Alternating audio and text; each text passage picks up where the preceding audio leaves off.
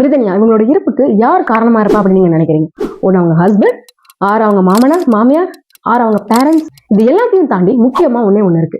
அதுதான் பெண்களுக்குன்னு இந்த சொசைட்டில விதிக்கப்பட்ட கொள்கைகளும் கோட்பாடுகளும்.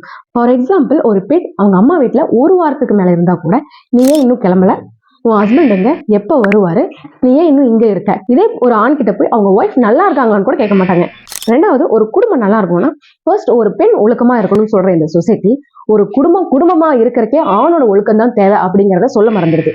ஒரு பெண் கல்யாணத்துக்கு முன்னாடியே சமைக்க தெரிஞ்சிருக்கணும், ஏர்லி மார்னிங் எந்திரிக்கணும், ஒரு பெண் தான் அந்த குடும்பத்தையே பொறுப்பா பாத்துக்கணும் என அடிக்கடி சொல்ற சொசைட்டி, ஏன் ஒரு ஆண் கிட்ட கல்யாணத்துக்கு அப்புறம் ஒய்ஃபை நீ மதிக்கணும், அவங்களோட உணர்வுக்கும் மதிப்பு கொடுக்கணும், ஒய்ஃபுக்கு நீ இம்பார்ட்டன்ஸ் கொடுக்கணும், உன்னோட மனைவி தான் உன்னோட பாதி அப்படிங்கறத அடிக்கடி சொல்ல மறந்துடுது. ஒரு ஆணுக்கு கோவம் தான் அடிக்கலாம், கெட்ட வார்த்தை பேசலாம்.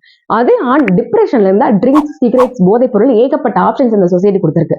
ஒரு ஆண் தப்பு பண்ணா அவங்களுக்கு சப்போர்ட் பண்ண ஃப்ரெண்ட்ஸ், பேரண்ட்ஸ், வரவங்க போறவங்க எல்லாரும் இருக்காங்க. பட் ஒரு பெண் தப்பே பண்ணலனாலும் இது தப்புன்னு சொல்றதுக்கு ஒரு ஊரே வருது. ஃபைனலா ஒண்ணு சொல்லணும்னா, ஒரு பெண்ணுக்கு பெண் தான் ஆதரவு தரணும். பட் இன்னும் இந்த மாதிரி ஒரு நிலை எங்கேயுமே வரல. ஏன் அப்படின்னா, இங்க பெண்ணுக்கு பெண் தான் எதிரியா இருக்காங்க.